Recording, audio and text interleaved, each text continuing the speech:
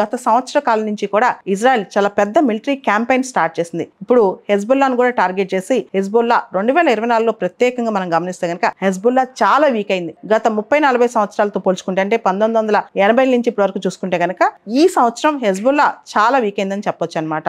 ముఖ్యంగా ఇక్కడ హెజ్బుల్లా లక్ష్యం ఇజ్రాయెల్ ని వ్యతిరేకించడం, హింసాత్మకంగా ఇజ్రాయెల్ పైన పోరాటం. ఇజ్రాయెల్ హెజ్బుల్లా ఇద్దరు మనం గమనిస్తే కనుక ఈ హింస మనకు కనిపిస్తుంది. అదే విధంగా హెజ్బుల్లాకి ఇంకో లక్ష్యం కూడా ఉంది. మధ్య ప్రాచ్యంలో మిడిల్ ఈస్ట్ లో వెస్ట్రన్ ఇన్ఫ్లుయెన్స్, పాశ్చాత్య ఇన్ఫ్లుయెన్స్ ను తగ్గించడం అనమాట. అమెరికా మరియు ఇతర వెస్ట్రన్ కంట్రీస్ కూడా హెజ్బుల్లాని ఒక మిలిటెంట్ ఆర్గనైజేషన్ గా పేర్కొంటాయన్నమాట. పేర్కొంటమే కాదు, హెజ్బుల్లాని అంతమొందించేందుకు ఇప్పుడు ఇజ్రాయెల్ కి అనేక దేశాలు సపోర్ట్ చేస్తున్నట్టుగా కూడా పరోక్షంగా మనకు అర్థమవుతుంది అనమాట. అయితే హెజ్బుల్లాకి స్ట్రాంగ్ సపోర్ట్ ఎక్కడి నుంచి దొరుకుతుందంటే ఆయుధాలు కానీ, డబ్బులు కానీ, ఇతర సపోర్ట్ కానీ ఇరాన్ నుంచి దొరుకుతుంది. ఇరాన్తో పాటు మనం గమనిస్తే కొన్ని మిలిషియా ఆర్గనైజేషన్స్ మిడిల్ ఈస్ట్లో ఆపరేట్ చేస్తున్నాయి కూడా హెజ్బుల్లాకి సపోర్ట్గా నిలుస్తున్నాయంట.